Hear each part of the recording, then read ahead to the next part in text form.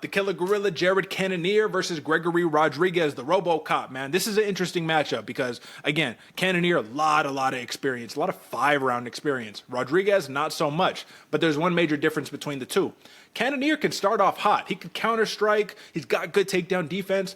Where I kind of worry in this matchup is when the fight extends, normally you would say, oh yeah, that's Cannonier. But we just haven't been seeing that lately. He's kind of been, crumble is not the correct term to use, but wilting a little bit as the fight goes on when there's a lot of athleticism at hand.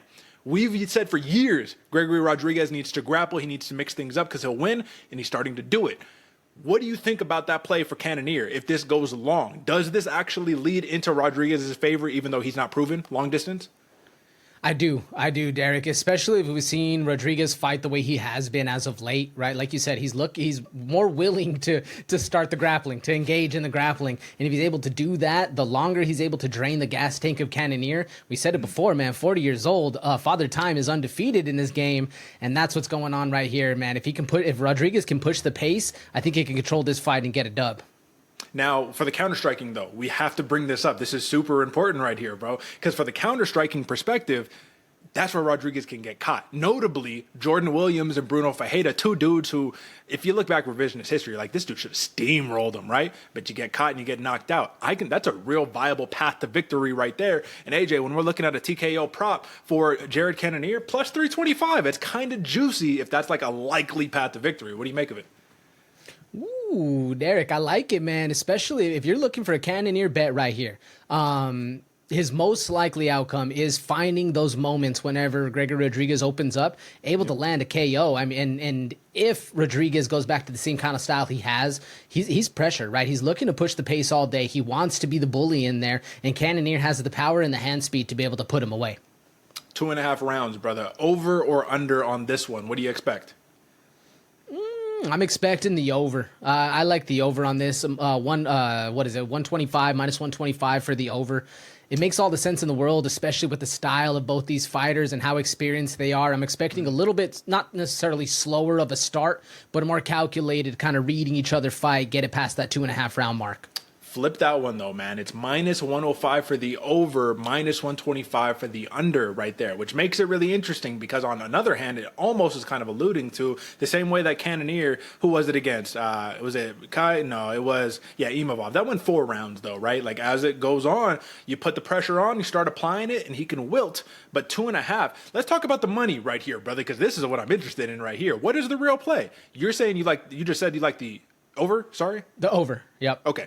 So if we like the over right here, then Gregory Rodrigues is probably going to take a path to grapple a little bit to maybe extend this fight. Can you see what happens though? They just walk forward, both of them ready, swinging, banging early on when they're both fresh. Who do you like better, Cannonier or Rodrigues? Because this is the rare time where they're kind of on equal footing, in my opinion. Yeah, no, I like Cannonier, especially if we're engaging in a dogfight right off the jump. I think the hand speed and the power and really just how Cannonier likes to fight because he's patient in there, but he's able to go to work when he needs to and when he finds those holes. I like him early in that fight, but I do think it goes a little longer.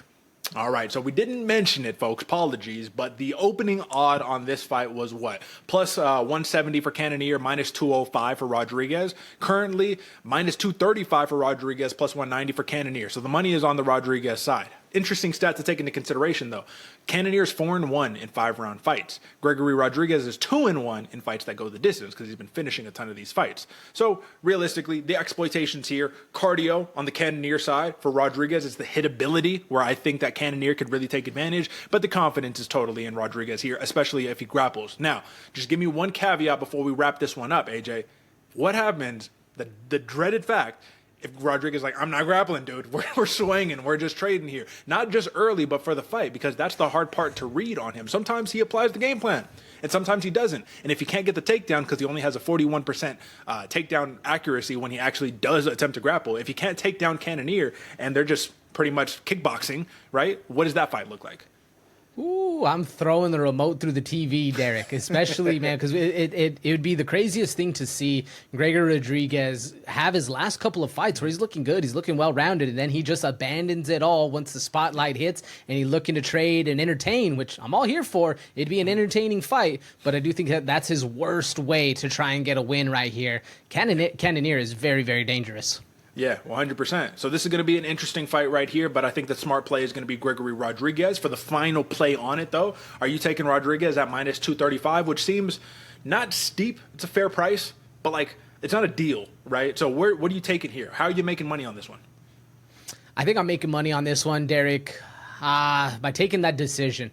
I was thinking about the over, right? The over minus 105. It makes sense right there. It's still a deal. You're still making cash. The plus 400 decision, I don't see him. Fuck.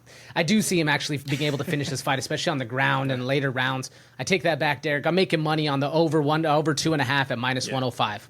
Yeah. I think that's a little bit more of a fair play. If you're betting on Rodrigues specifically, though, it might be fair just to take that money line right here. The unpredictability of the age of Cannonier and just kind of how he will end up the fight. If you look at that fight against Caio Bahayo, not as dangerous of a fight.